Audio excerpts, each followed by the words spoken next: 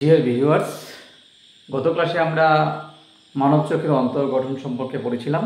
আজকে আমরা পড়ব চোখের উপযোজন সম্পর্কে।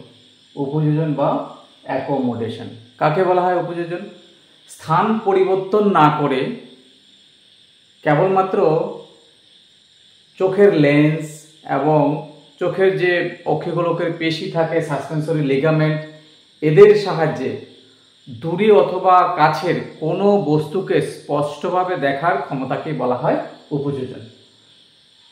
মানে কোথাও যদি দেখতে আমাদের অসুবিধা হয়, আমরা ওই বস্তুটার কাছে গিয়ে দেখব, তেমনটি করা যাবে না। কিন্তু কি করতে হবে?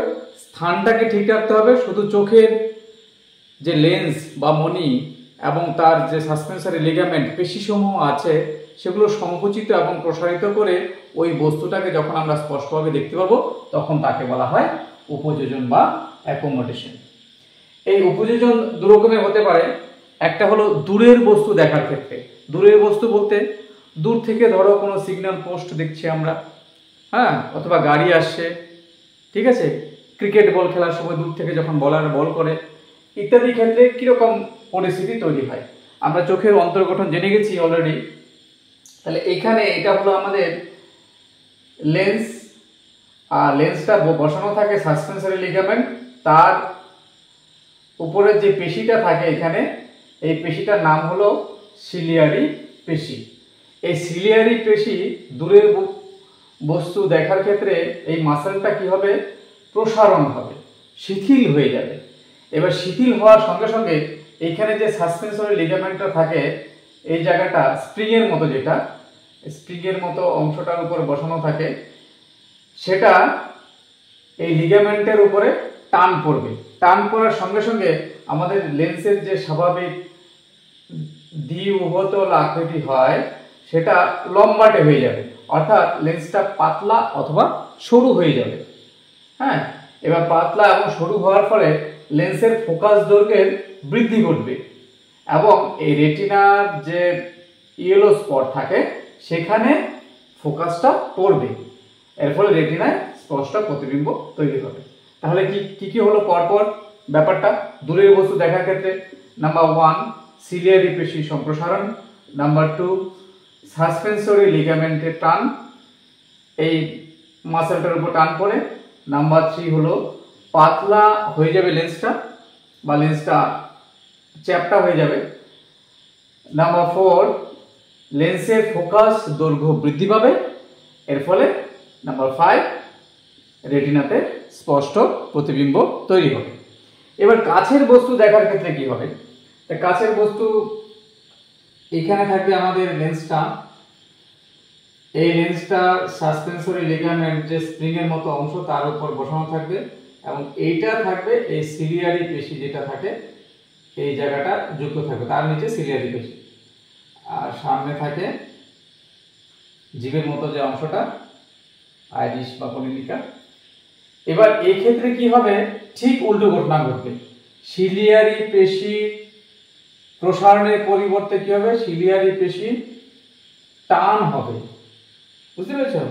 সিলিয়ারি পেশি যখন সংকুচিত হবে তখন কি হয়ে যাবে? লিগামেন্টের উপর টান কম পড়বে। এরপরে লেন্সটা কি হবে? ফুলে যাবে একটু, মানে এরকম আগের শেপে চলে আসবে। পাতলা পরিবর্তে লেন্সটা কি হয়ে যাবে? মোটা হয়ে যাবে। এর ফলে লেন্সের ফোকাস দৈর্ঘ্য বৃদ্ধি পাবে। তখন এই যে আলোটা সেটা রেটিনার ইয়েলো স্পটে গিয়ে ফোকাস দৈর্ঘ্য কমে যাবে এবং রেটিনার ইয়েলো স্পটে গিয়ে পড়বে। এর ফলে রেটিনায় স্পষ্ট প্রতিবিম্ব তৈরি হবে। এটা হলো কাছের বস্তু দেখার ক্ষেত্রে। নেক্সট, প্রাত্যহিক জীবনে উপযোজনের গুরুত্ব। Importance of accommodation in our daily life. 1 number কি হবে? গাড়ি চালকরা যখন দূরে কোনো সিগন্যাল পোস্ট দেখবে অথবা তার সামনে চলে আসা কোনো পথচারী বা অন্য গাড়িকে দেখবে, তখন কিন্তু সঠিক উপযোজন করতে হবে, না হলে দুর্ঘটনা ঘটতে পারে, অ্যাক্সিডেন্ট হতে পারে। ঠিক একই রকম শুধু গাড়ি চালক নয়, আমরাও যখন রাস্তা পারাপার হব, দুই পাশে লেফট এবং রাইটে আমাদের তাকাতে হয়, কত দূরে গাড়িটা আছে, আমি পার হতে পারবো কিনা, সঠিক উপযোজন করতে হবে। না হলে কিন্তু দুর্ঘটনার সম্মুখীন আমাদেরও হতে হবে। এটা হলো রাস্তা পার হওয়ার ব্যাপারে। তেমনি দৈনন্দিন জীবনে আমরা যখন খেলাধুলা করি, ক্রিকেট, টেনিস, এই বলগুলো যখন আমরা মারতে যাই, তখনও কিন্তু চোখের উপযোজন হওয়া খুব দরকার। অথবা সিগন্যাল পোস্ট দেখে থেমে যাওয়া, নির্দিষ্ট দূরত্ব বজায় রাখা একটা গাড়ির সাথে আরেকটা গাড়ির, তারপরে রেখে চলা, সেগুলো হলো সঠিক উপযোজন আমাদের করতে হবে।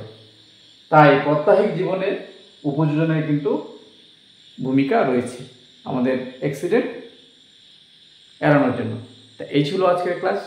ভিডিওটি ভালো লাগলে অবশ্যই বন্ধুদের মধ্যে শেয়ার করবে, আর যারা নতুন আছো তারা আমার চ্যানেলটাকে ফলো করবে। Tata, bye bye.